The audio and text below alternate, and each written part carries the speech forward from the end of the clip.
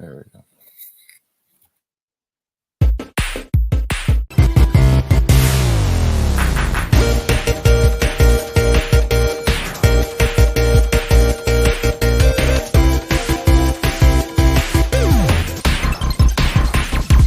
Open collar.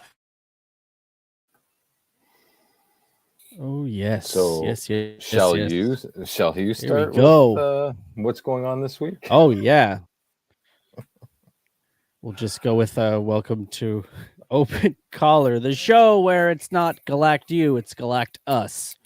I'm Cory Willis, he's Steve McCoy, and we are 20 minutes late because yet again there's technical difficulties, but this time on my end. There we go. I don't. It's like a tennis match. Yeah, I like I use my iPad for everything, so I'm like, you know what? I'll leave the laptop set up, and just remote in whenever I need to do something like graphics or download stuff for this. And for whatever reason, I'm assuming it's the setup that I did.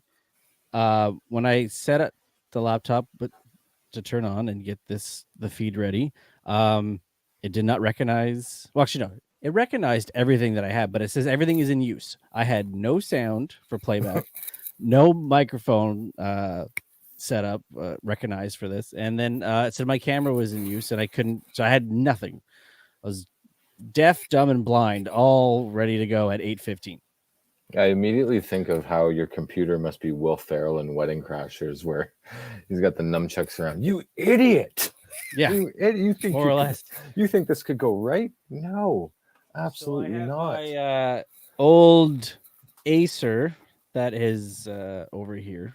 Shout out Acer. Hashtag that for the Insta post. Right.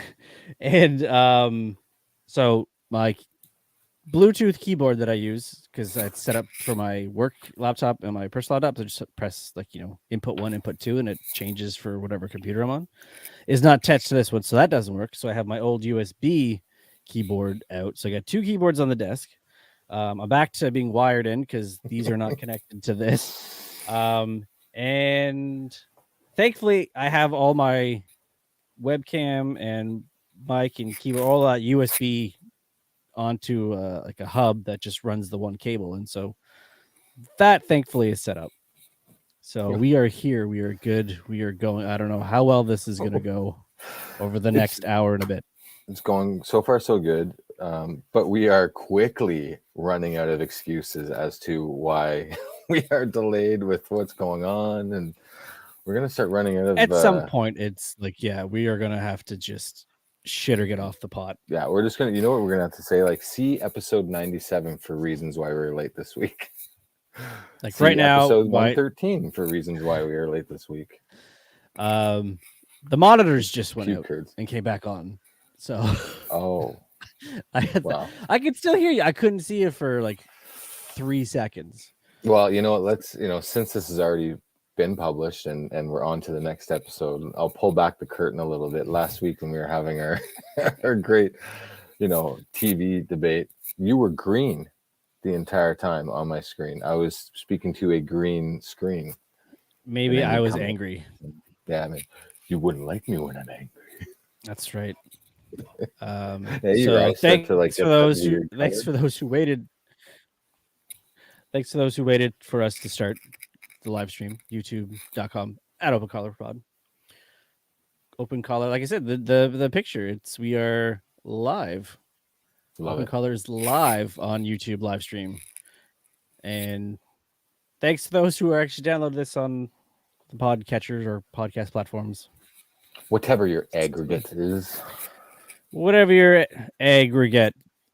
How's your steps going? I meant to ask you last week. Oh, is that out the window now? No. I am killing it. We are day 13 into a month-long Walktober competition with work, and I'm happy to say that I've hit my goal every single day. I've gone over 10,000 steps. I basically know the amount of steps for every landmark within my house. So steps going up and downstairs. I know the steps it takes to walk around the house. I know how many steps it takes to go to the mailbox and back.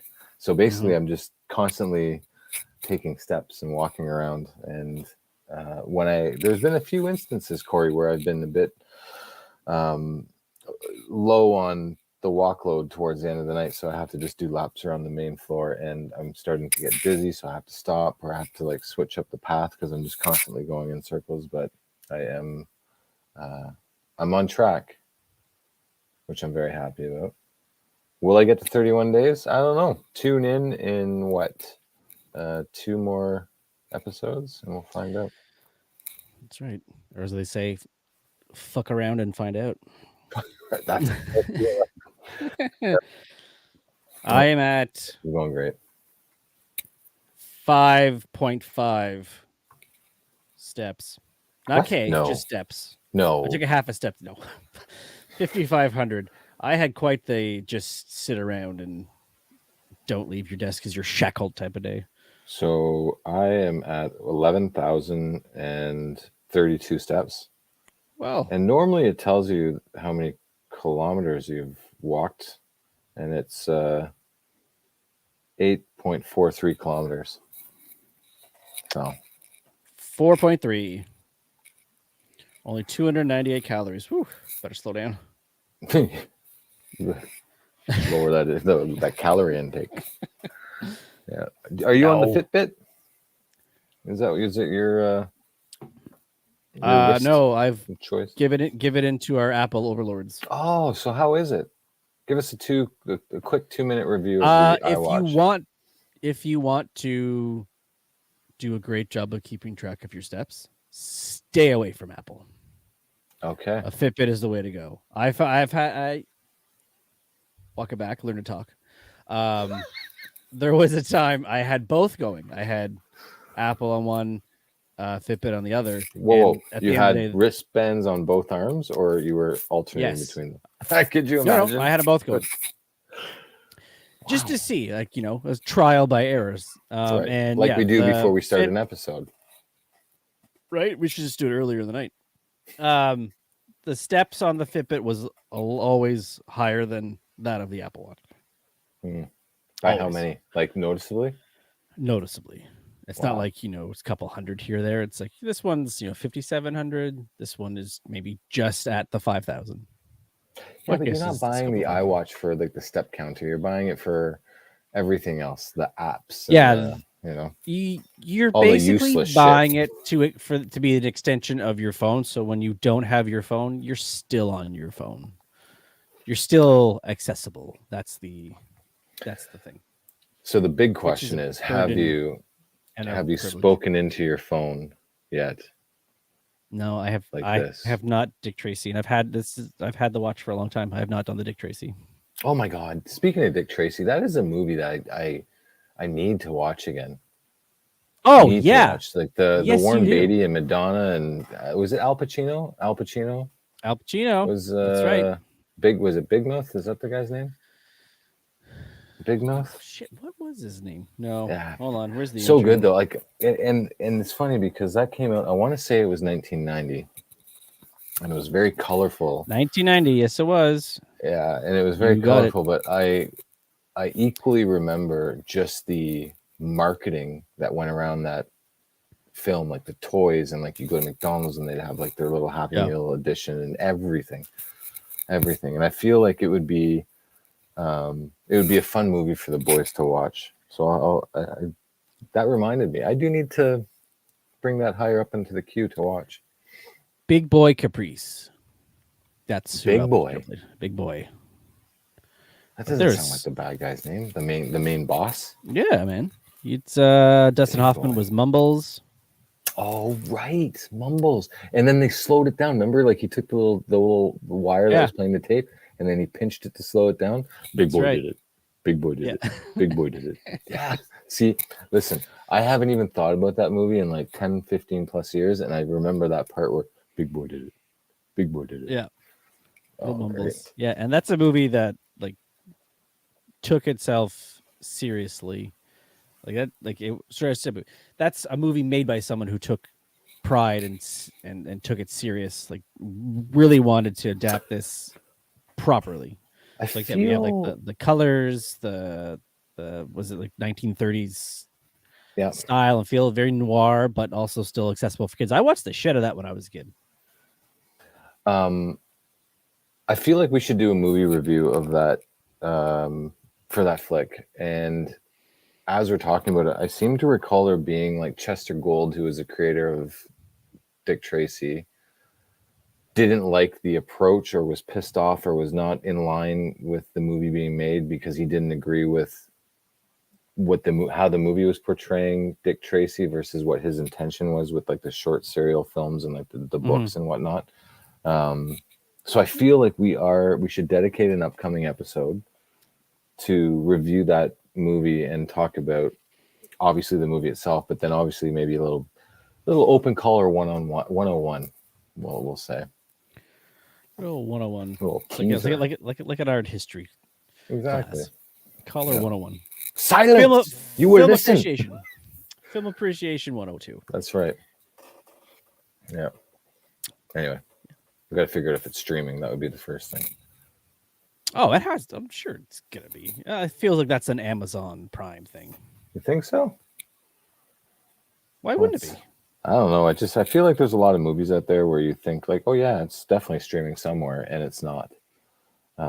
I can't give you an example. Yeah, sure, I can give you an example. Like Rad, great movie. Maybe not as known as Dick Tracy, but still a movie. There's lots of movies that aren't streamed.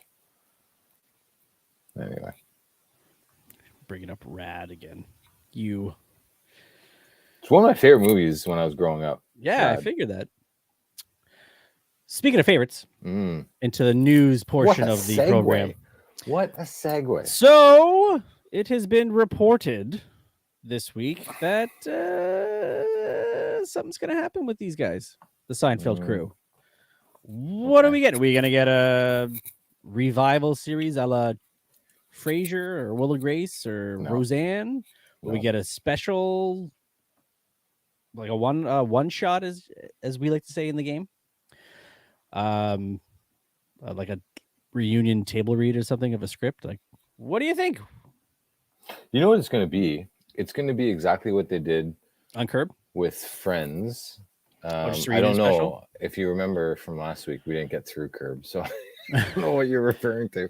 So basically, on an episode of Curb, spoilers for those who haven't seen, including yourself, they basically brought these guys back to do like a redo of like a redo of the finale, like like making up to people, right? Like they brought back Seinfeld and like Michael Rich. Okay. And they basically were gonna do another episode of the show, like years later, which is essentially it's like now it's life imitating art, maybe possibly. But like, what's changed? I mean, Jerry Seinfeld has been very vocal and has not hidden the fact that he's even said, I want to say on like Larry King and those late night talk shows and whatnot, that he has absolutely no interest in, doesn't matter what they were to pay him. He finished it. He wanted to finish on a high, which he did with that ninth season. And there's nothing that would ever bring Jerry back to that apartment or that show. So I can't see from unless he was given like a crazy amount of money where it's like literally hard to refuse. But he's beyond wealthy. There's no need for that money. I feel like maybe it would be more of what you saw with like the Friends reunion on Crave, I think it was, where like they brought all the actors back and they just reminisced about the good old times and the controversies and the behind the scenes happenings and talking about like the sets and like all the memories and like that type of shit. Maybe that's what it would be. Well, Seinfeld was quoted saying, "Here's what I'll tell you. Okay, but you can't tell anybody. Something is going to happen that has to do with that ending. It hasn't happened yet. And just what you are thinking about, Larry and I have also been thinking about. So you'll see, we'll see." So let's talk about that ending then. The ending being they go to jail. In jail. Yeah. That's right. They're in the jail cell. Mm-hmm. That it's a dream, maybe?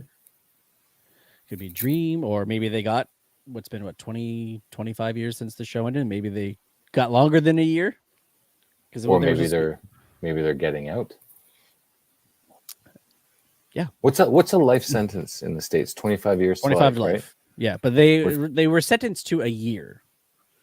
So maybe they were just misbehaving behind the bars, and their 1 year got extended 24 Kramer times. just barging into other cells like, "Hey guys, you got any apple cider? Yeah, I get need some of some that toilet wine. Yeah, I need some hooch. I'll trade you So who some knows? smokes for some whatever." Yeah.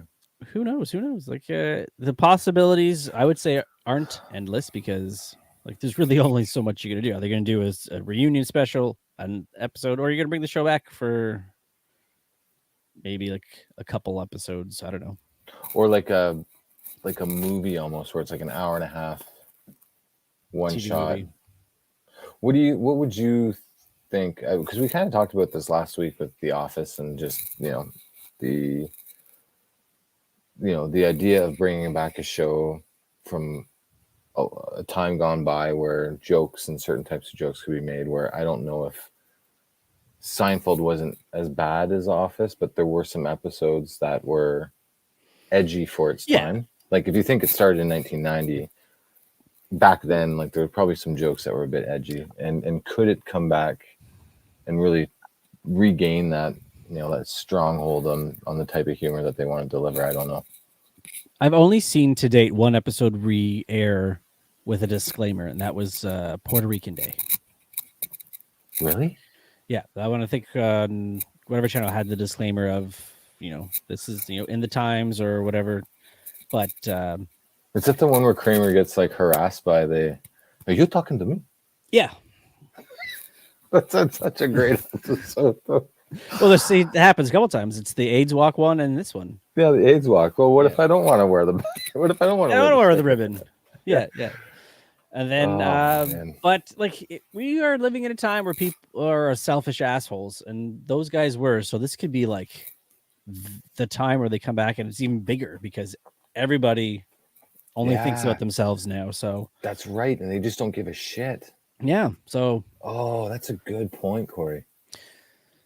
I'm just saying, maybe it's And completely, to be honest, and further to your point, like Jerry Seinfeld, even in real life, like he's always been that person that just doesn't give a flying fuck what people say. Yeah, like he'll call people out, and he will just, he'll call people out. There's been a number of occasions, like one in particular. I remember him being at, I don't know if it was like a movie premiere or like an award show or something like that, where one of the reporters was very excited to hug him.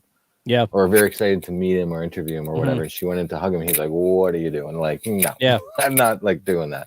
Yeah. You could just see like he's the type of guy that just doesn't. And even calling out Larry King, like, "Do you know who I am? Do you know the show that we're talking about?" Yeah. So, like, we're not gonna keep this going. Like, it's right. Like, you're the number one show. Like, you continue to go on year after year after year, and then be like the 80th place show and whimper off into the sunset, or do you just go out on a high note? But then most people hated that finale. So it was like in my lifetime anyway, probably top 3 shows of all time in terms of success.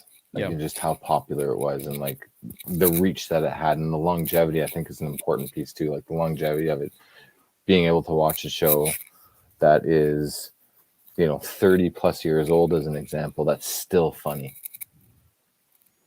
People watching it today that had never seen it would probably watch it and say, "Yeah, that's funny as shit." So, but do you find it's mostly guys that are like fans of it though, like versus girls? No, women? I mean, I would imagine that Elaine is a strong enough character in that show that she could make women laugh along too. I do find like most people I know that enjoy it are of the male persuasion, like Monty Python. Like I don't know many women who like Monty Python or find it funny, just like they don't find Seinfeld funny. But I don't know everybody, so that's true. There's a grab.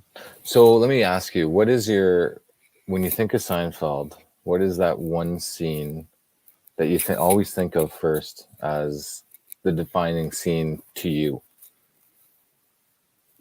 Defining Seinfeld scene. Well, there's a couple. Like the bet. You can only give me one. Okay, I'll go. Then I'll say the bet. So give me the one, and then give me the honorable mentions. Okay, the bet where Kramer comes in, throws the money down. I'm out. Was it like 12 hours later too? Yeah, that one, or like the. It's not even like really. Like that show, it spends 90% of the time in the apartment. So like, I'm sure most people is gonna have a scene from that show, but that takes place in the apartment that's gonna be interchangeable. Yeah. But another one, like you probably would be like shit, what was it now? I had then I thought of another one. You know, like I'm out there, Jerry, and I'm loving every minute of it. I'm loving everything. So I have do you have any others? No, like I said, at the end of the day, it just comes down to lines. Yeah. So for me, it's there's a few. The first one I think of is when George was recently fired or laid off or whatever, and he's still watching baseball. He's like, "Oh, I could be a good announcer. Like, you know how I always make those quips." And Jerry's like, "You do make funny jokes, but they generally give that to people who have played baseball." Oh, well, that's just not fair. Another one would be the brown-eyed girl. I think we talked about that a few episodes ago. Why don't you just tell me the name of the movie that you're talking about? And then the Irv Griffin show, or the Irv Griffin show. Yeah. Oh, so good. There's just so many. Or where the Kramer's got the cigarette and he pounds the beer back, and so good. You know what? Now you've got me excited. I want this to happen. You're excited to be disappointed. Yes, that's how I always look at it. Anytime something like this, comes back, it's never as good as it was. It pales in comparison. Was there any talk or anything about NBC being involved in it? As your lights go out, is your house haunted? No, it's the monitors. For some reason, they're turning off. Okay. They just go out. I can still hear you. Yeah. No, I think it's probably just still in its infancy. Just in the brainstorming stage. Yeah. Like I don't know if you want to go into this, but I saw this came up. Recent update about Bruce Willis. So those unaware, he retired. I think 2, 3, probably middle pandemic. I don't even think it was that long ago. I want to say it was less than 2 years ago. Okay, so we'll say split the difference. Say 2 years, just to So he has aphasia, which is I guess a form of dementia, and now apparently, according to was a creator of Moonlighting, the show that really kicked off his career. He's essentially almost now not totally nonverbal, but kind of like essentially.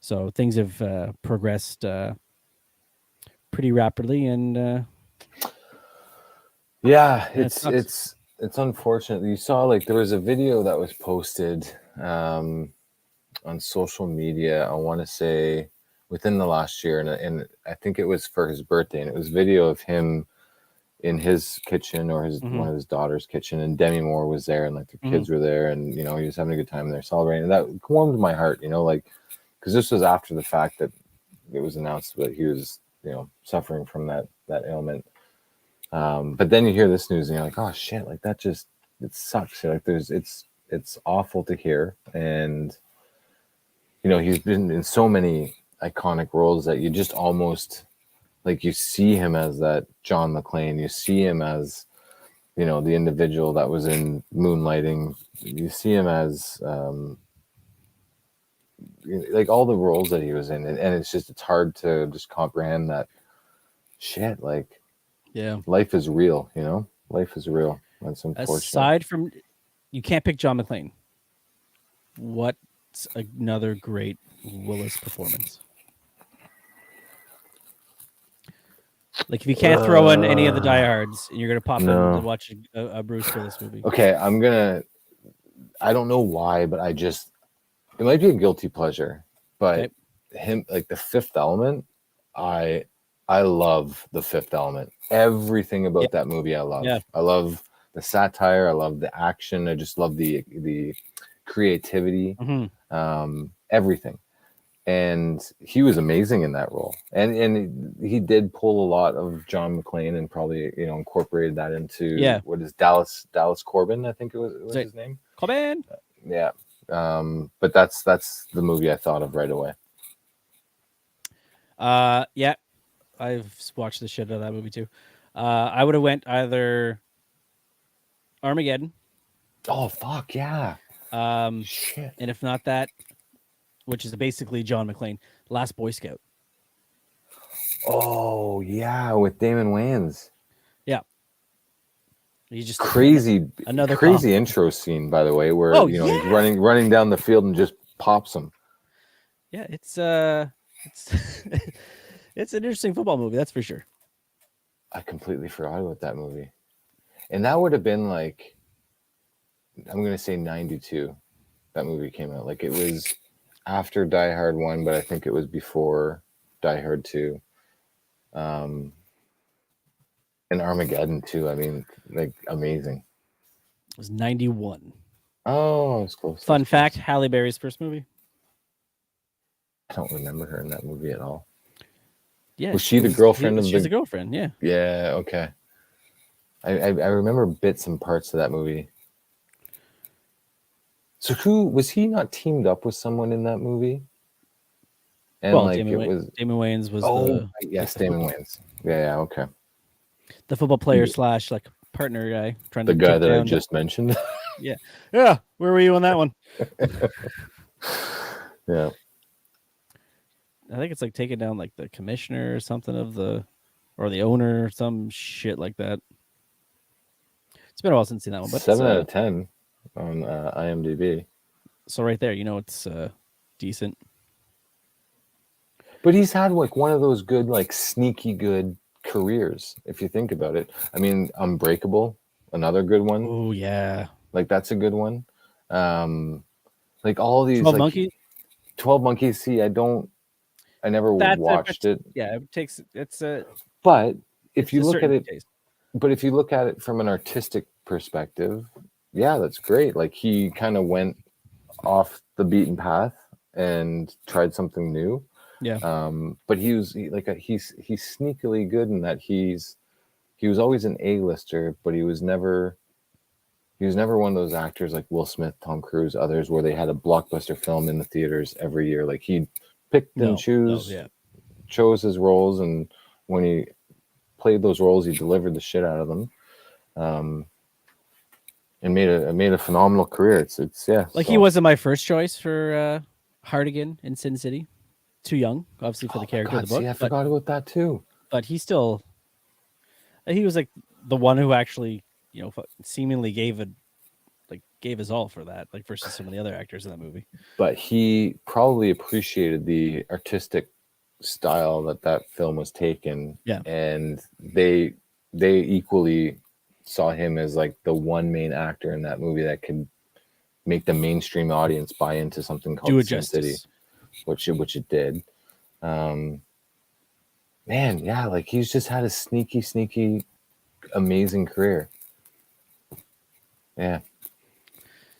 Well, I will always watch, in honor of Bruce Willis, I will always be watching The Fifth Element. It's one of my it's one of those movies where you see it on AMC or whatnot playing. I was just gonna say I think it was on like 2 weeks ago. Yeah, and you get sucked in and you end up watching it. Like I probably watch it at least once or twice a year because like right. I fall into it, But and like fucking Gary Oldman in that. Gary Oldman too. Yeah, he's got the blood coming down the plastic dome like Cousin Eddie. On this side, but on this side, runs right along my part. Yeah. It ran my part. Yeah. This side, microwave goes off. I would just fall on the ground and piss my pants. Oh shit. And I don't want to bring this up because I don't like going into celebrity drama. Oh my god, that's one of the actresses in one of the characters in The Fifth Element. Heyo. But Jada Pinkett Smith has a book coming out. So she's doing the rounds, and obviously, just from what I'm going to talk about, clearly just throwing Will under the bus like hardcore. So apparently, they have been living separate lives since 2016, which, again, why do we need to know this? But the part that I thought was just because she talks about the slap heard around the world, and she actually mentions Will part here of like she was like shocked like when he yelled out like my wife, considering they hadn't said that to each other in years, so she was kind of taken aback by that and wondering what's wrong with him now. But I'm thinking like you are constantly talking about and continuing obviously your relationship publicly and on her Facebook show that no longer exists. But like, Did you say Facebook show? Yeah, so Facebook had a platform, Facebook Watch, I believe, and she had like a round table talk show on there. Oh my god. Okay. Can't remember what it was called. Probably some like table talk or something like that. But yeah, after the slap, she's like, I thought this was a skit, like not believing it was real. I was like, there's no way that Will hit him. It was a skit. It wasn't until Will started to walk back to his chair that I even realized that this wasn't a skit. And then obviously he yells what he yells, which is still funny. Like that's a good meme that's been lasting forever. My wife's name, not your fucking Yeah. Man. So just like so like they're together but they're not together. He defended her and she's like, what the hell are you doing? Like, you know, we're not together, effectively is what she's saying. So I don't know, like, so this is almost a sneak peek to something that we had talked about as a segment idea.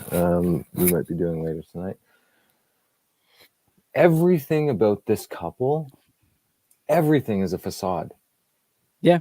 And like everything, where she has a book coincidentally coming out, and they both just recently announced that they've been living separate lives since 2016 to get the masses to be interested to say, I wonder what was going on between 2016 and 2023 when they announced it. Well, let me tell you what, we've got a book that will tell you everything about that. Let's go make a book deal. And then this slap thing just, I will die on this hill that he only did that because he was up for nomination and eventually won for the father of the Selena and the sisters, the Williams King Richard sisters, it was called, yeah. King Richard. And he only did that because he wanted to make it be seen or felt or known that he was like the father of the Williams daughters, where he was the one who did everything for their daughters to make them succeed. He was the one who stood up for their family. And so he hears a joke, which is not even that offensive. You want to see offensive, watch Ricky Gervais in the Golden Globes, which is amazing, by the way. Oh, yeah, Ricky Gervais. That's racy. What Chris Rock did wasn't. And from a comedian to a comedian, not to understand that, you're just out of your element. So I feel that he was just like that he was trying to portray that he was King Richard. So I just this whole and are they not involved in Scientology too? Like I want to say that they're Scientologists. Like they're not officially, I don't believe, but I know they have they hang out with he's close with Tom Cruise. And I mean, if you're fake religions, if you're cool with fake religions, that's fine. But it's everything about them. So this story, it's just sometimes you can just see through the bullshit super easy. And it makes you wonder why the larger majority can't, and that her book will be a bestseller because of what she just said. And it's going to be nothing new. And I guarantee you, or I shouldn't say I guarantee you, I would not be surprised if some of those stories that were in that book were fabricated or at least stretched to make it more like, ooh. Yeah, I wonder what the metric is now for bestseller. Like I think books now sometimes are released and with the sticker already on it. So New York Times bestseller. Like it just came out yesterday. So that's supposed to be based on what pre-sales? Oh, that's a good question. Like how, or pre-orders maybe? But then how would they do that back in the day when you couldn't pre-order? Probably that was like there was a benchmark you had to hit back then. But I'm also wondering too, like maybe you had stores. Maybe you had stores that ordered. Stores that I'm not ordered. familiar with that word. What's a store? It's stories. Roads. Stores. Yeah. I'm just looking at his movies that came out since 2016 when they're supposedly separated, and I wonder if this is at all just saying like maybe distancing yourself from a guy who's you can tell his career was going downhill. after the Suicide Squad, which was a big movie, Suicide Squad, not the Suicide Squad,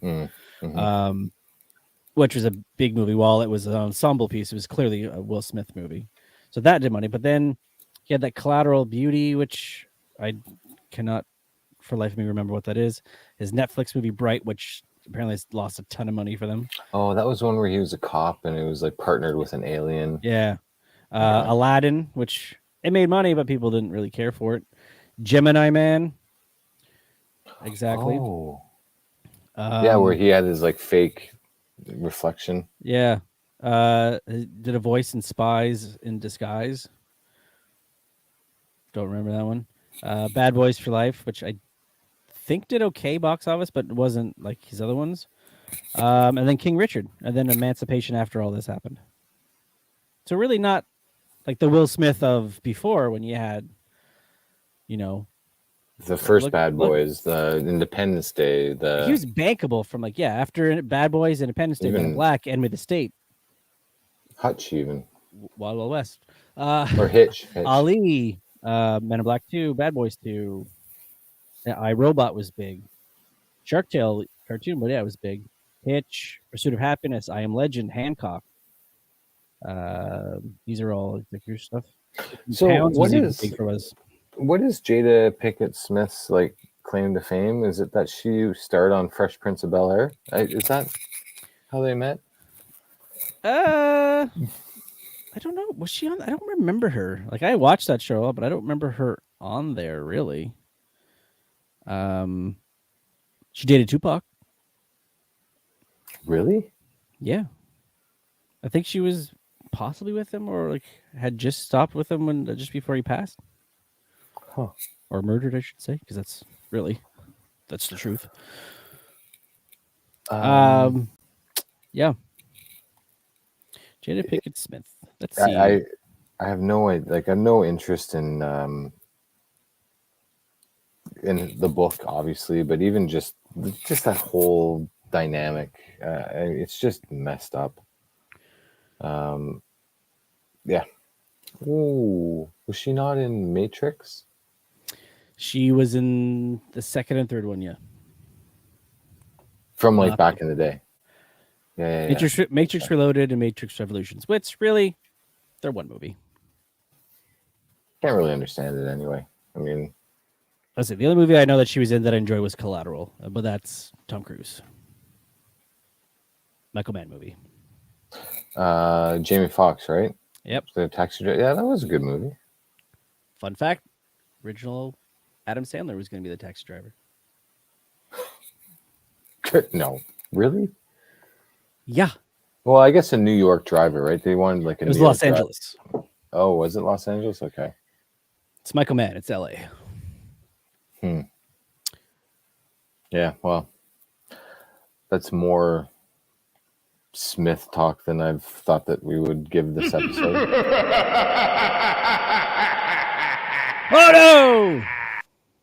Shocktober.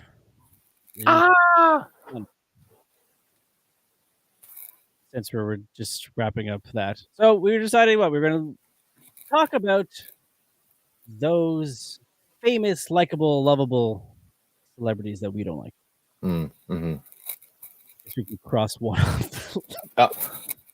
And no word of a lie, that was one of them that was on my list was Will Smith. So we've just now was Will Smith always, or was with after, or her? Just the whole. I think the slap was the icing on the cake for me, and so yeah, I had him on my list, but we won't spend more time talking about him. Just rewind 10 minutes and you can hear all of our. You're good to go. Glorious feedback. So you go first, sir. You can trade off. I can do one. You can do one. Okay. Okay.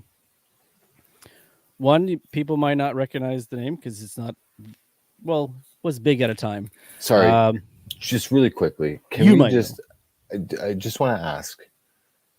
The intent is that these are actors that are perceived as good actors, but we don't like them, or just actors we don't like. Could be a bit of both.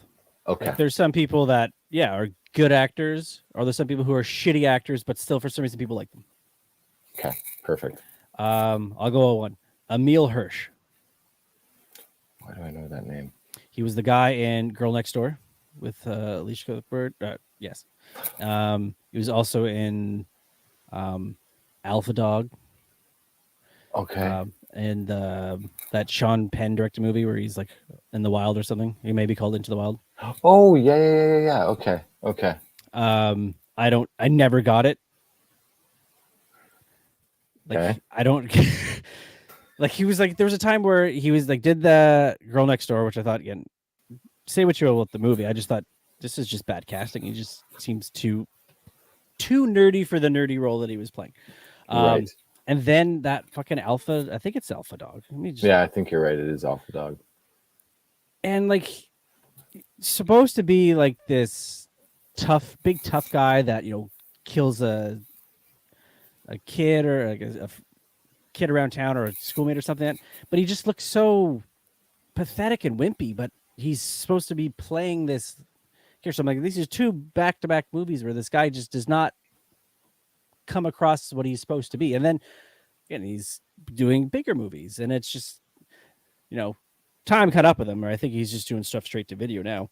Right. But I didn't get it, and it just bugged me the more like he was getting fame and accolades and all this stuff. I just that's my first entry.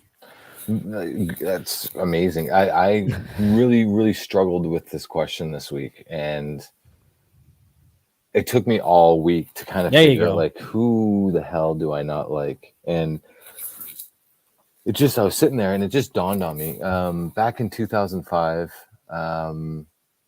Kevin Smith came out with his first book that wasn't a comic book. It was Silent Bob Speaks, and it was kind of just him just rhyming. I have that. Telling stories, and yeah, I have it somewhere downstairs as well. It's a black cover with red, and he's like hanging out of a window, I think it is. But a little context before I say who it is.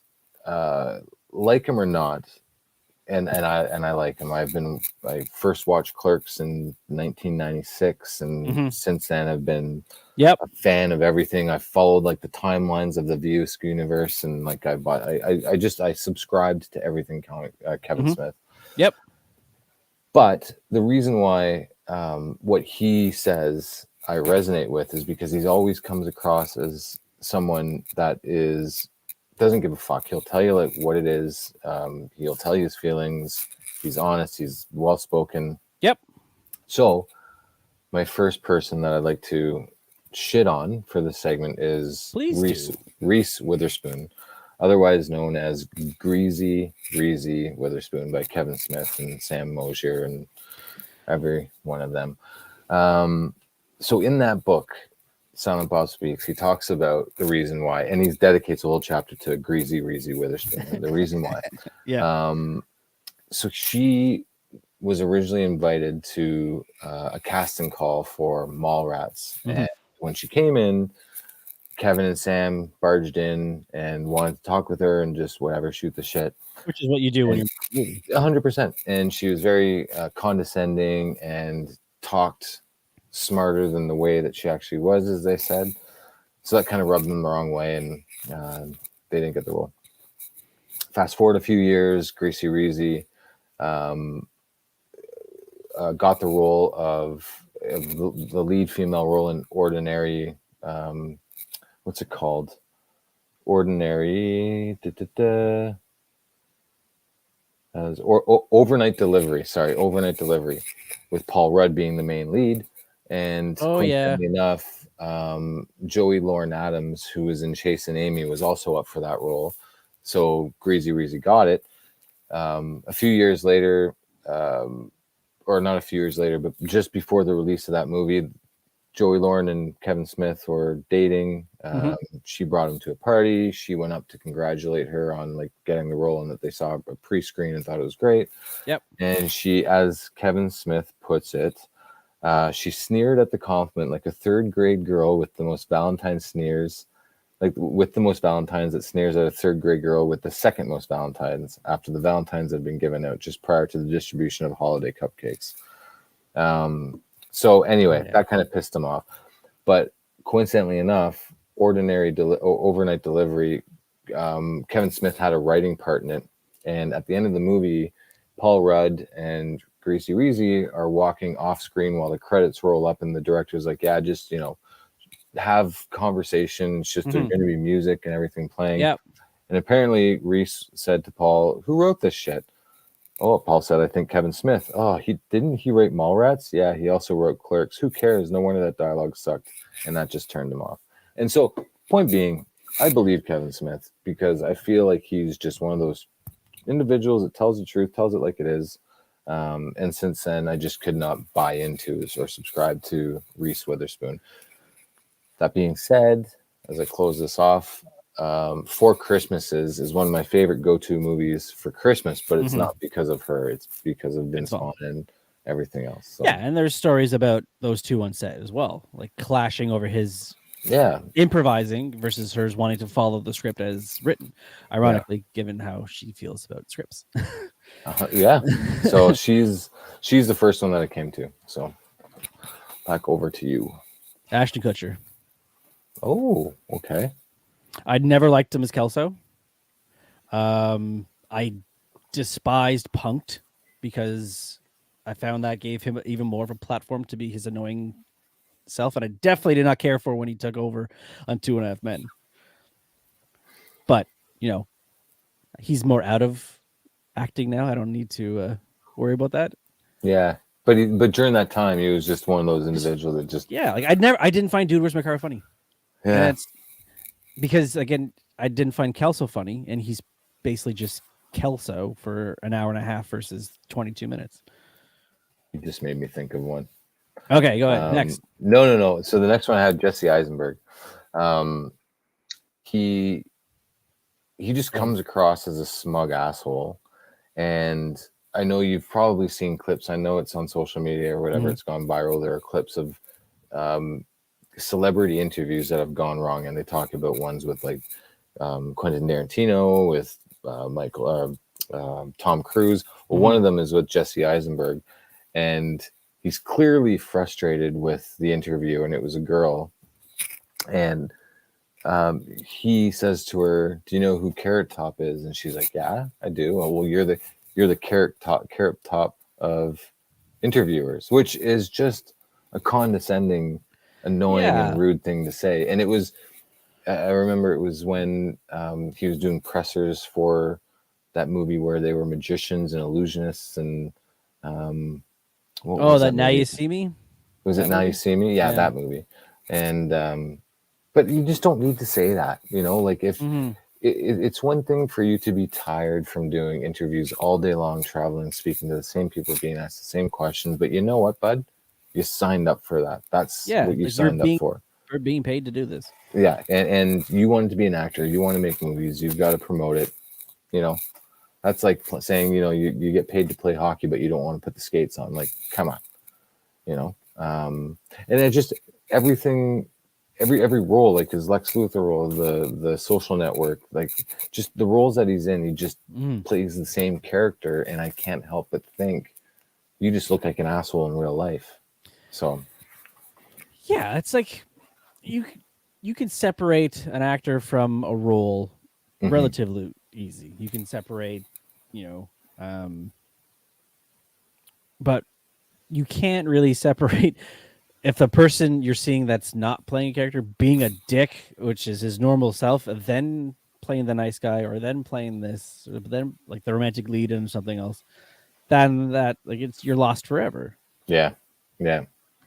It's just he just doesn't seem like a nice person, But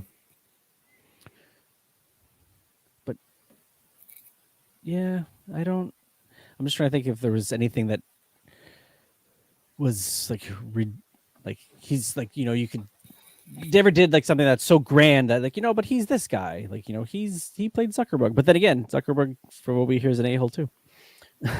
Yeah, and like the only reason why he was probably given notoriety for The Social Network, I think the movie is actually called, is because that was at the peak before. That was when Facebook was still like the innocent app that everybody enjoyed and like could connect, and like you didn't really get into like the dark side of it, where, you know, advertising pushed you and like all of the privacy issues and whatnot. Like that movie came out just before that big pile of heaping shit got thrown onto Facebook. So people would be like, oh yeah, that was a really good portrayal of Zuckerberg. But you're right, like Zuckerberg in real life is apparently an asshole too. So But now he's not really like as bad as Elon Musk. that's true. Yeah, pick your poison, right? I honestly pick your poison. All right, you're up if you have one more. Ellen, really? They want to talk about dicks in real life. Oh yeah, she was honorable mention for me. Honorable mention. Like I never found her show funny. But if you go back and watch your show, like I've also heard terrible stories, and ironically, while this is not from Kevin Smith, it is on a podcast that Kevin Smith co-hosts. And then one of his co-hosts said that when he first moved to Los Angeles, he was living in a neighborhood that had a pet store that was not too far from where he was. So he would go there, and he'd often hear it's not that far from where a bunch of celebrities live, like in a gated community. So they would go there too. So just one night he's just like, oh, like who was in yada yada yada. And the guy just had the worst stories to talk about. Really? About Ellen, just like with the staff and everything. And then you hear later that she's a dick to her staff. But one thing I've always noticed about the show, when I've had seen it, is that you could really tell the only point that the part of the show that she enjoyed was having her big A-list friends on to fuck around with versus actually, interviewing someone or talking. Yeah. Like you're just here to show off, look who I'm friends with. And that's not what that's for. Like, yeah. Okay, she gave away prizes and stuff and helped out other things, but like it's funny to a point where you're just basically saying that I only want to have people that I'm close with to be on here because I don't have time for people who are not my friends. And then you hear later on too, like from people who were not close to her and how bad a time they had on the show and the horror stories they heard as well. But you have your A-listers on there who are like, oh no, she's great, she does all this. Like, yeah, no shit, she's your fucking best friend. You're rowing the same. Yeah. You're rowing the same boat. You're proving the point here when they say I don't know her very well. She treated me like garbage. Yeah. Well, I'm friends with her. I've never seen this. Well, yeah, because you're her friend. Exactly. Which, it's funny because she really came from nothing, if you think about it, being a stand-up comedian and then getting a big break on her show and like being one of the first females to come out as gay on her television show at the time. Like she she had the opportunity to properly take that impact and just move herself forward, but I guess money went to her head. The one thing I did like about the show, and I'm sure it had nothing to do with what she wanted to do, but was when you saw people that were in need get money and get whatever they can to help their lives. Like, that was cool. But 100%, what you had just said, where she'd bring on the A-listers, but then there was the one where Melanie Griffith and Don Johnson's daughter, Dakota Johnson, came on and just basically called her right back out, like, well, you didn't invite me to your party. That was the what downfall. Do you mean? And just caught her flat-footed. Bet you she wasn't on the show again after that. No. Or maybe she was. I mean, who knows? Hollywood. Dakota Johnson's a hero. Yeah, compared to that, yeah. I'm going to say Chris Klein is just a terrible, terrible actor. Yeah. And I just don't like him. I mean, I think things finally caught on after he was... there was that one movie that he was in where he was like a roller skater and like... Rollerball, thank you. Remake of the James Caan movie. But even in American Pie, like, he just was not a good actor, and it makes you wonder how actors that don't have that skill can make these movies. Like, he was in the Mortal Kombat movie, he was in the American Pie trilogies, and say what you will, like the first 2, maybe 3 American Pies were quite successful. Like, they were, they had a cult following. but yeah, it was constantly just the same face that he would portray, in the same voice, and very monotone, and like no emotion. So no reasons like for assholery or anything like that. Like I don't know if he is, but yeah, he's no, but it's just like, if you can't act, like you're in the wrong business here, sir. Yeah. You know, I'm surprised. Like, I don't hate him, but I'm surprised. Well, maybe I should get based on the stories, but another one who I'm surprised has gone as far as it. And you can just look back at the Spider-Man trilogy, but James Franco I don't find is a good actor. Yeah. If you want to talk about like monotone and like same stuff, like he's not good in those movies. Mm-hmm. You know, like, I think his best performance probably would be in Pineapple Express, which really like isn't a no, great it's not good movie. It's not like a great movie.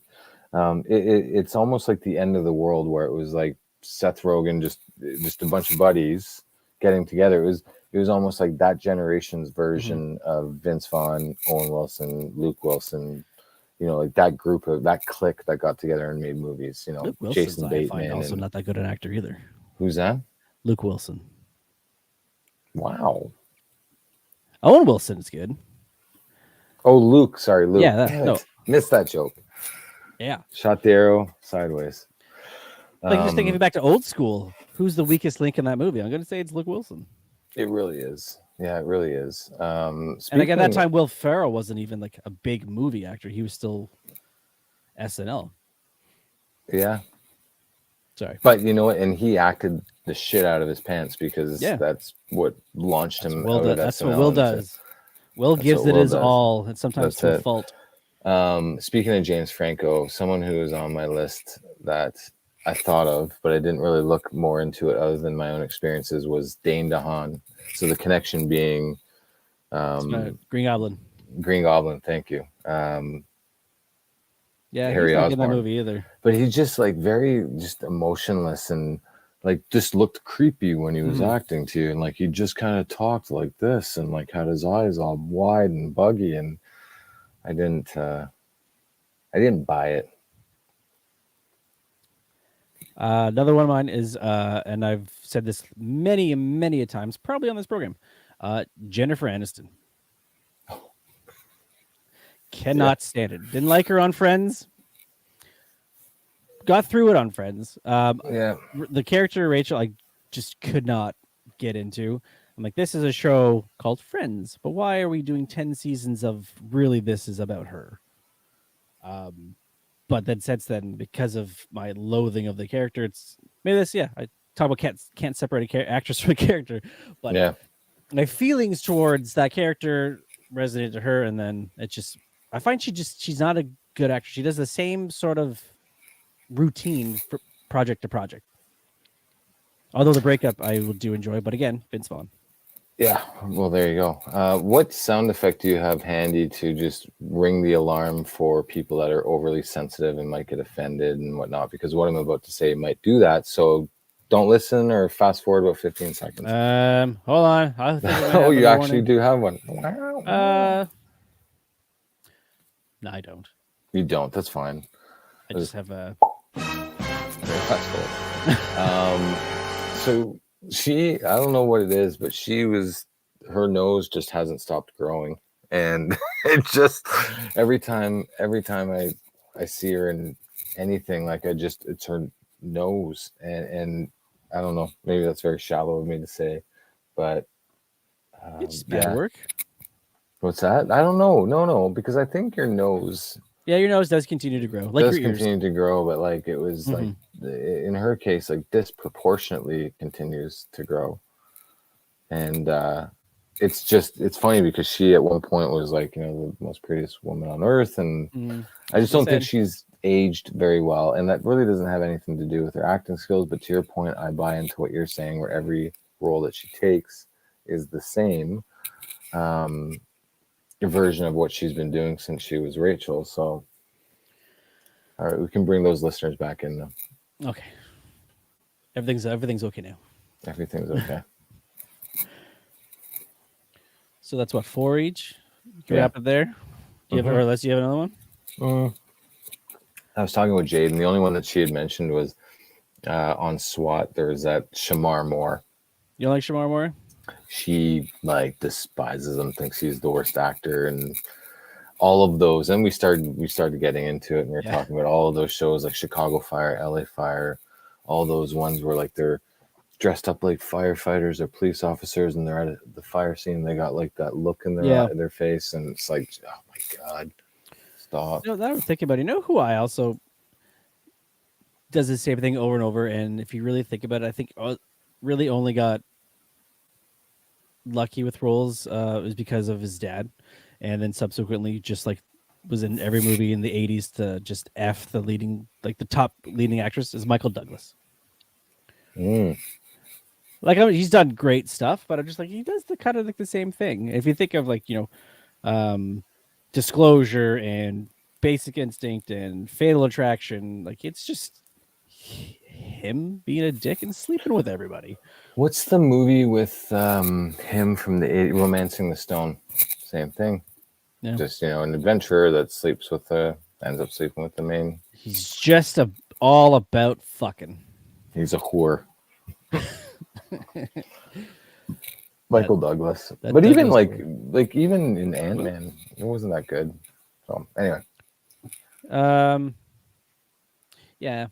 He could have had more. Oh, they could have given him more, I should say. Just to try something, his hand at something different. All right, let's take a break. Geek news. Oh boy, there should be some wildlife around here. Surprise! The McDonald's Happy Meal guys. Yep, chicken McNuggets, regular soft drink, and regular fries. And they aren't lying. What do you put in your McDonald's Halloween pumpkins? Spookty and McBoo, matey. Carrots and McGoblin. Golden McPumpkin, partner. Now you can collect one of 3 different pumpkins with the purchase of every McDonald's Halloween Pumpkin Happy Meal. What you put in them is up to you. You think there's a board meeting every couple months and they say, we got to put Mick in front of something. What do you got? Well, so we got these Halloween pumpkin bin things. I don't know. We want to. We got 40,000 in the back. McGoblin, McBoo, McPumpkin. Go. Do it. You know what this is, though? This was kind of in the 80s. Reagan deregulated everything. So we as kids saw a huge influx of commercials and toy lines and cartoons and by extension Happy Meal packs and everything. But the amount of like just useless shit that we used to get from fast food joints when we went to get the Happy Meal was like limitless, Yeah, didn't they have like McNugget characters, little figurines or something? Yeah, they even had little ones that were like Transformers. Like you had a little box of French fries that transformed into a Transformer. You had the old Big Mac, like as it is now, like you'd open it up and be a little Transformer. And it's like, granted, I mean, that's pretty smart, clever, at the height of Transformers and whatnot, that you'd make like your own little Transformers. It's fine. But nowadays it's like, oh, you get a pack of apple slices, and then I have to battle my kids to be like, oh, sorry, it's the corporation's fault, not mine. Or they get like a little book, It wasn't what it used to be. It's not like it used to be. It's a lot of like, if you think about it though, it is a good value. Like for $5, you get the box with your fries or your apple slices, your book or a toy, yogurt. Come on, yeah. Mind you, it's just fried shit that's gonna kill you eventually one day. But kids like toys.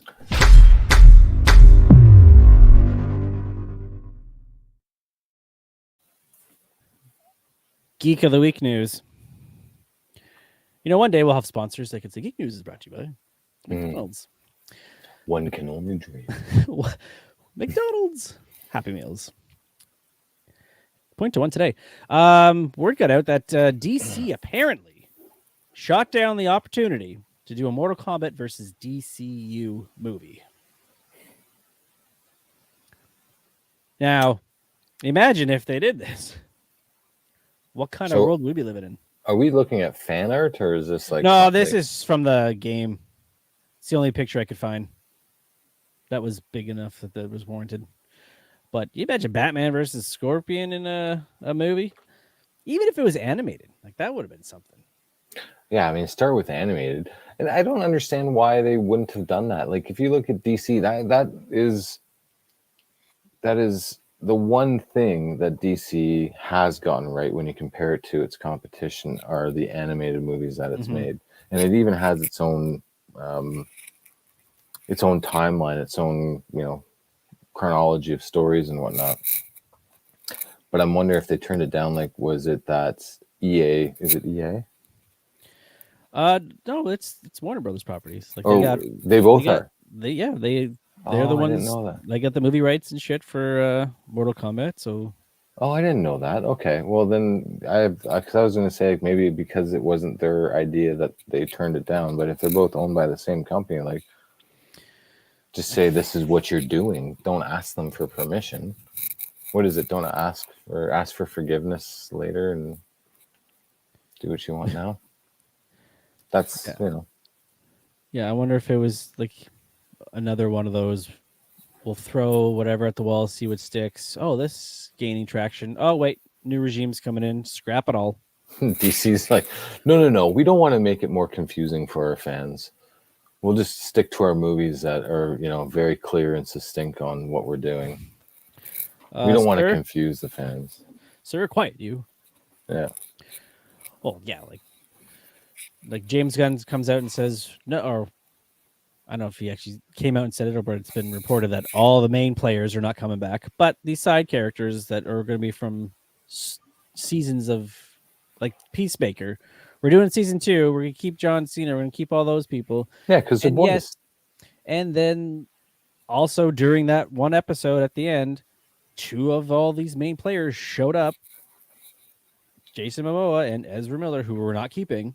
So you've already firmly established that it's in this timeline and this continuity, but we're scrapping it, starting over. But these guys are sticking around. No, not confusing the viewer. That's only the people that pay your salaries. Yeah, pay your salaries. Yeah, it just doesn't make any sense.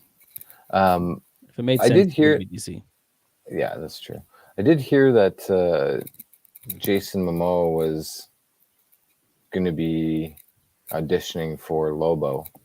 I mean, that's a rumor that we've been talking about and hearing about for quite some time. Now we're hearing more about it, right? More about it. And it's like, well, yeah, I mean, sure, he is better suited for that character, but then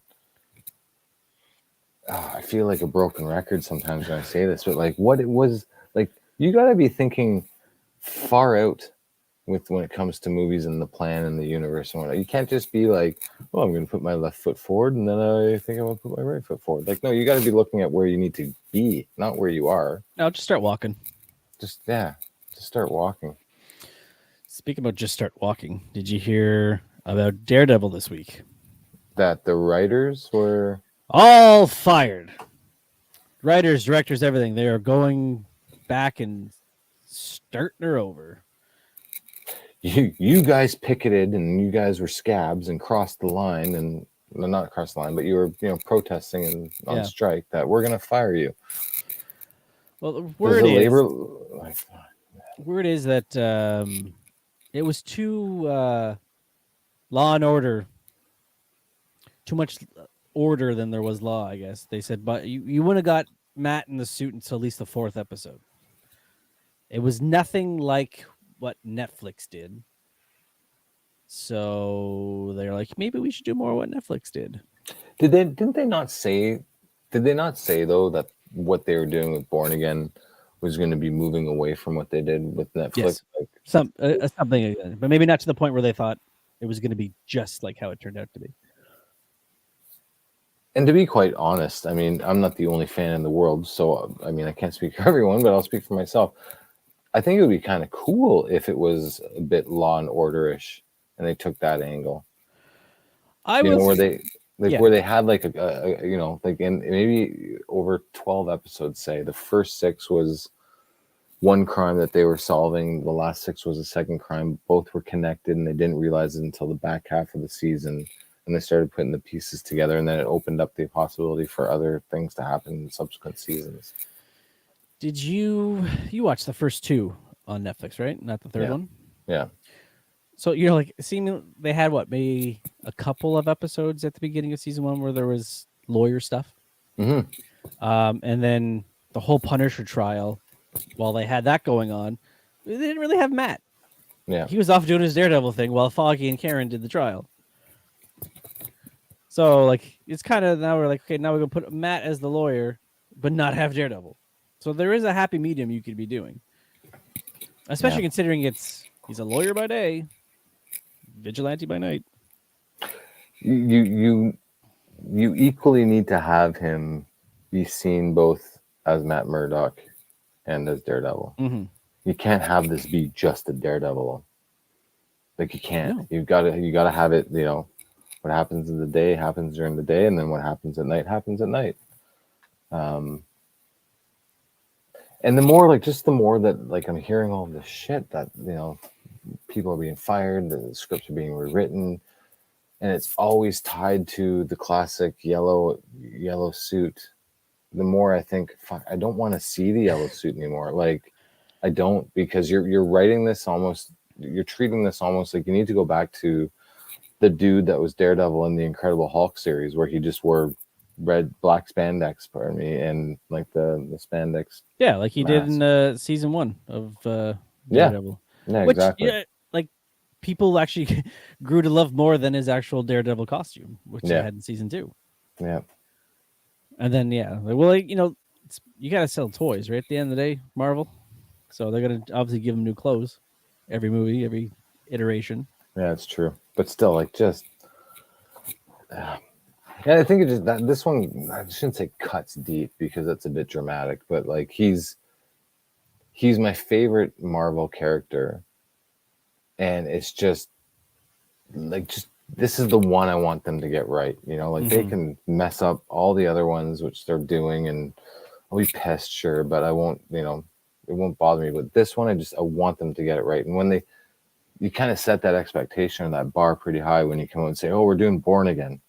It's like, holy shit, you're doing like the pinnacle of Daredevil storylines, and then you're just going through all this nonsense. Like, come on, man. Going through the motions. Yeah, like you're basically, like, I'm now getting the feeling like you just came out and said Born Again because you're probably 2 weeks away from going to a comic convention where you needed to announce something, and you're like, oh, Born Again. That's right. No plan. No plan.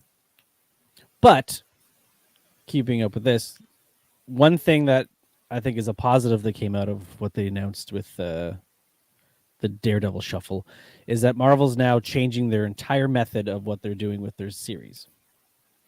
So it's being reported that they're not going to do, which apparently what they've been doing is just essentially, we have this idea of a show, and Disney, Marvel would give you like $150 million to go make the show. Okay. Now they're going to do pilots like you would do on a normal network. Perfect. Right? They're also going to have... so simple. Right? So which they'll do a pilot, then if that does well, they'll get a series. And they're going to have a showrunner versus what they do now is have like the movie film execs just oversee things and people come and go and leave. And because apparently that was a big thing with... Secret Invasion is that they had writers and people spearheading stuff and then just left, and then someone else picked up the ball and went with it the rest of the way. Yeah, because Marvel was shitty to work for, so. Which, you know, also wasn't something that we heard when it started. It was like, go and have fun. But there's going to have showrunners. They're going to have like show Bibles, as it were. So like, you know, this is what we're doing and we're going to map it out, and then you'll work off this, and then that'll be. Yeah. So they basically just admitted that what they were doing was wrong without coming out and saying, I'm sorry that we did it the way that we did it. Well, it's obvious. Like, look at She-Hulk, look at Secret Invasion, like Captain America, to a certain extent, you know, worked and then didn't work and then worked again. Like the only one that really I think from start to finish was great was WandaVision, and like Loki too, to a point. It had some Loki was problems good. had some problems in the middle. But it's obvious when they make these, like especially with Loki's, it's obvious that they made it like a movie that they just chopped up into 6 episodes. Rather than make a series that's, arc, each until you're done. So sorry. So you were saying then that the idea is that they need to do this pilot and then they need to map out where they want this to go. Which is what you do when you're writing a series. So do they have do they have to meet with the MCU, or is it its own universe? And then my follow-up question is, okay, that's great. Like they're asking for a vision because they realize they can't do it themselves, clearly. Yes, obviously. So you have, say, 3 pilots in a season. What happens if they're different? Or do they have some editorial rights that will make it so that they can combine together?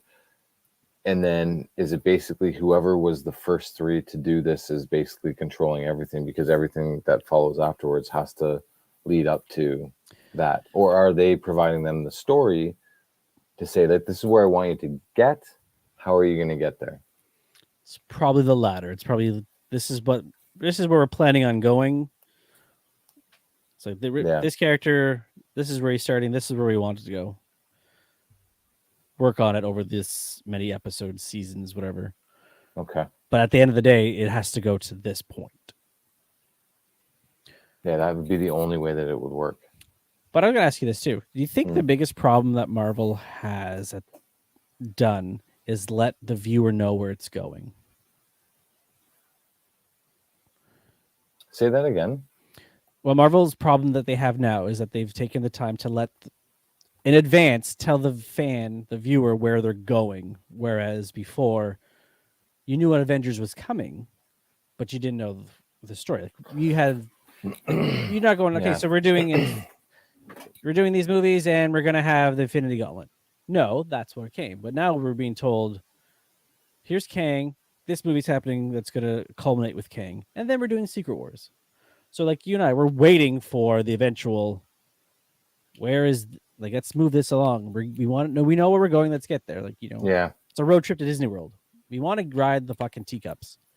How long is it going to take us to get there? I just want to get on the Dumbo ride and have a churro and go on Splash Mountain.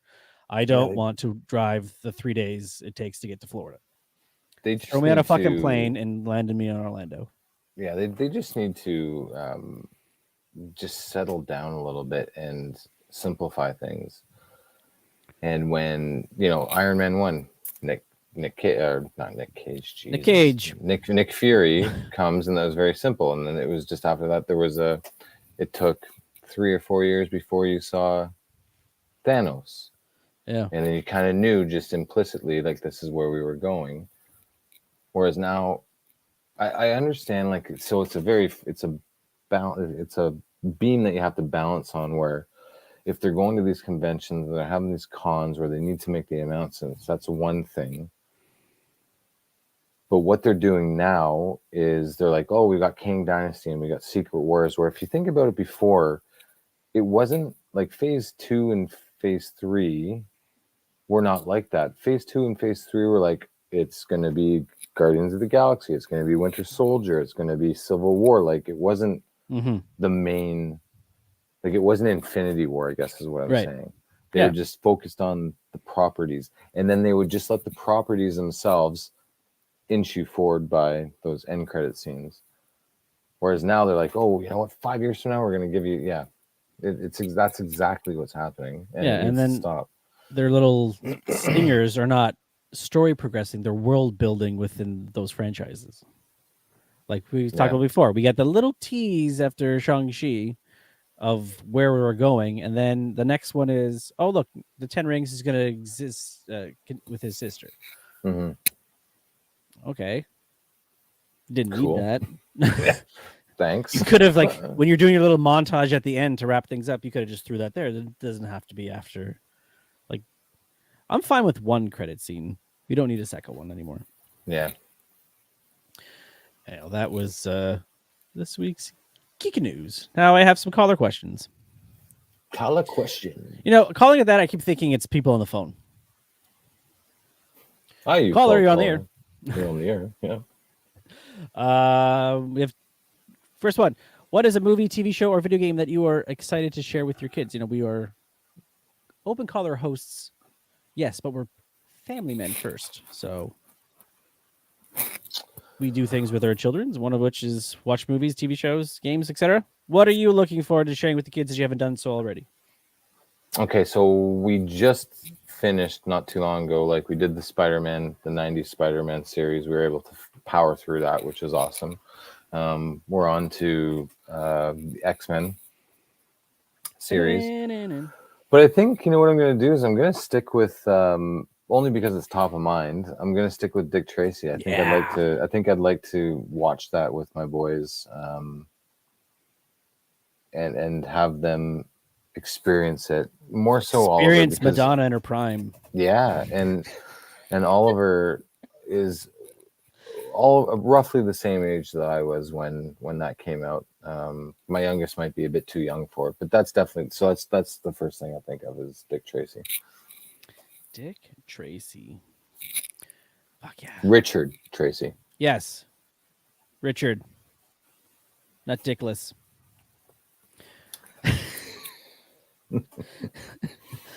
I just keep thinking of just picturing the whole scene with Mumbles again.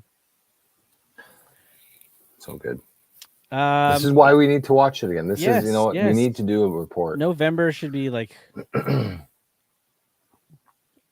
all whatever we want in November. Like, we'll think of a more catchier name versus like Shocktober. Yeah. Yeah, it's a good one. Like, the thing is, like, I have a lot that I would like to show kids that I watch, but like, not that they're not good. I don't know if they will ever be in the same frame of mind that I was. Like, I watched them, like, they'll probably be scared of Little Monsters. But great movie. I think it's hilarious for for the kids to watch, because like, it plays on the fear of what's under your bed, but also teaches you not to be afraid of that stuff, because it could be something interesting, or swap out apple juice with piss. Either way, it's a good time for everybody. I totally forgot about that. And it was like cat food instead of the tuna in the sandwich. Yes. Yeah. Fred Holy Savage shit. was savage in that movie. That's really I completely forgot about that part, but what I do remember is they used to have to like run through the different bedrooms and go under the beds to get all underground underground. But the piss one,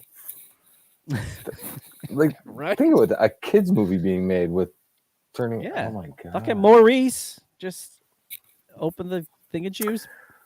I'm also actually, it's not necessarily, I guess, a video game per se, but I would do like the idea of passing along the rite of passage of just like Parker, or even one of the girls, just chilling in the room with a handheld game, like the Switch or something, just rocking a game just to veg out for a little bit, because that's what I did. Like, your room's your sanctuary. And but is there is there an old video game that you would like them to experience?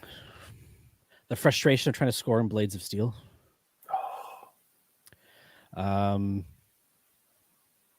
Like even like the newer stuff too, like just getting through the Arkham stories, like Paul Dini, writing some scripture in a video game for Arkham Asylum or Arkham City.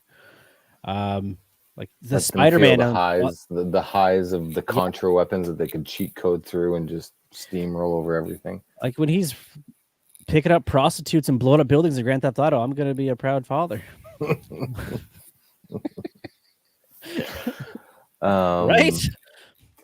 I would like to. I'd like Oliver. I'd like them to watch Saved by the Bell and just not to watch it straight through, but just to see what their reaction is to. Is Zach Morris trash? Yeah, but just specifically Kelly Kapowski, because boy, oh boy, young Steve subscribed to Kelly Kapowski. That's for sure. And then video games, like the old Like just the Nintendo 8-bit, the Kung Fu, Mike Tyson's Punch Out.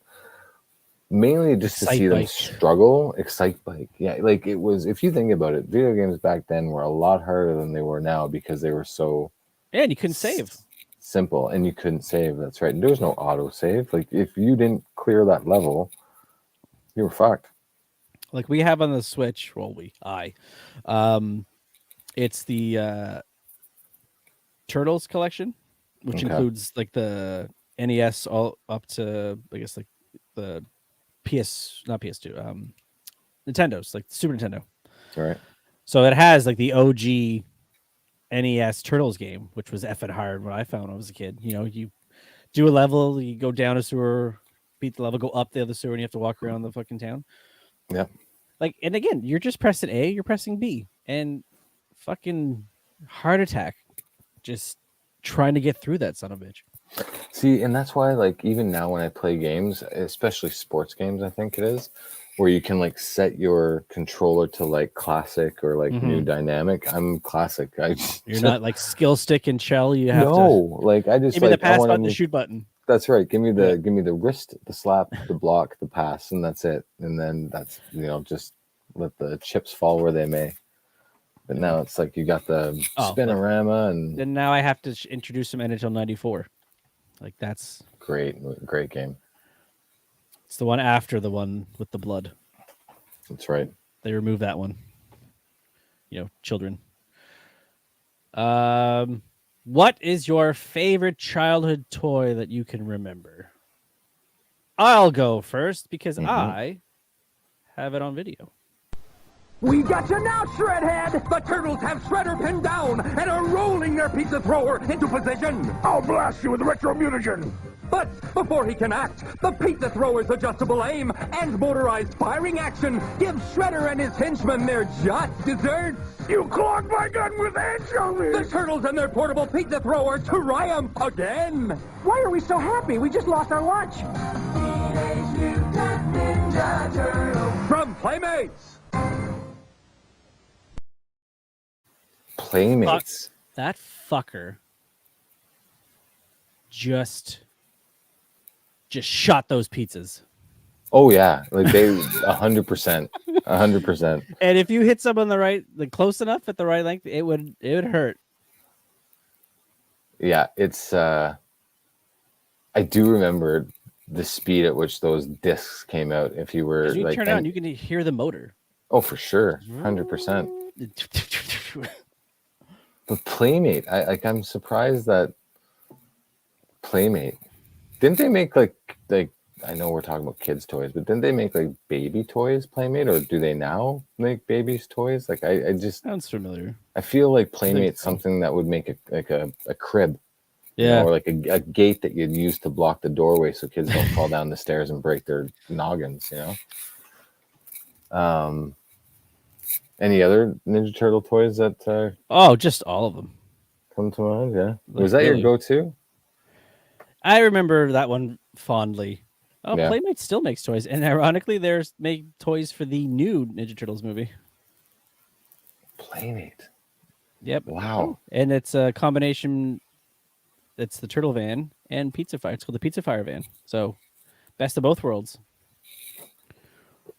We got that one license, and we're holding on to it. Never let that shit go. I have my two favorite toys here, actually. Number one would be Mask Thunderhawk with Matt Tracker. Played the shit out of this toy. For those that don't know, it transforms so it like is a Camaro, and then it can turn into the plane that you see. My second one. Not a DeLorean. No, not a DeLorean. The second one is my Green Lantern superpowers. And that's Green Lantern's my favorite character of every property. And this is the reason why, is because I was given this. And I just, it went with me everywhere I went. And yeah. Those are my two favorite toys. Yeah, I thought you were going to say Mask, so I found this commercial. As you see, volcano splits to reveal a turret. Nicely done, Bruce. Tracker. Distress signal, Matt. A simple mask. It could be venom. Steve's got T-Bob. You're coming with me. Divert mask volcano. Uh-oh, tracker. See ya, kid. Hold it, Bruno. Mask, Volcano, T-Bob, Boulder Hill, and Stinger. Each sold separately with a figure. Batteries not included. Mask, where illusion is the ultimate weapon. So, the thing about those commercials when I was a kid, which I think just solidified my allegiance to that toy line, was the intro when you'd see real people. And imagine me as like a 5, 6, 7-year-old being like, oh my God, like Mask is real. Like they can make a movie out of it. This is obviously before movies were a thing and these types of movies were made. That it just like, I was so sold. Still trying to find that Boulder play set. It's mighty expensive. So I am going to finish that set though. God is your witness. God is my witness. You heard it here. It's recorded now. I mean, YouTube is for life. So yeah, until I delete the videos. That's right. So that's the caller questions this week. Only 2, but that's fun. Trip down memory lane makes it seem old. Since so again, we've been just fucking promoting or pimping out the show. Like we're now getting in-show comments. So, one that came up during our conversation of people that we dislike. I guess at least to the Jennifer Aniston. She's so washed up. Parents now tell their children to Jennifer Aniston before dinner. That's from 45 Second Song. Amazing. That's amazing. She's so washed up. Parents now tell their children to Jennifer Aniston before dinner. So, thank you for that. Oh, that was good. 45. That was good. We need those. We need those quick whips next week as well. That's awesome. That's awesome. So that's all I got for this week, my friend. Yeah, well, that's all for this week's episode of Open Collar. Thanks for joining us for another round of discussions and analysis on all things movies, TV, and comic books, and now toys. We talked about toys today, and actors we don't like. If you enjoyed today's episode, be sure to hit that subscribe button and leave a rating and review. Give us a follow on Instagram, Twitter, or X, although I still call it Twitter, and Facebook at Open Collar Pod, POD. We appreciate your support, as always, and can't wait to bring you even more great content next week. Until then, I am Steve. That is Cory. And now we bring you... Your feel-good Feldman. Enjoy. He comes over here to smoke cigars. His wife won't let him. He doesn't know I know that. Hi, Ray. How you doing, bud? Hey there, Mr. Peterson. Good to see you. We need a letter by chance, would you? It is a lovely night, isn't it? Yeah, green sky tonight. Green sky at morning. Neighbor take warning. Green sky at night. Neighbor take flight. You know, did you ever see the movie The Sentinel, Mr. Peterson? It's about the old guy who owns the apartment, which is kind of like the gateway to hell. No, I didn't see that. Oh, well, I was doing some thinking. And, you know, being that their last house burned down and all, it's like maybe somebody left the gate open.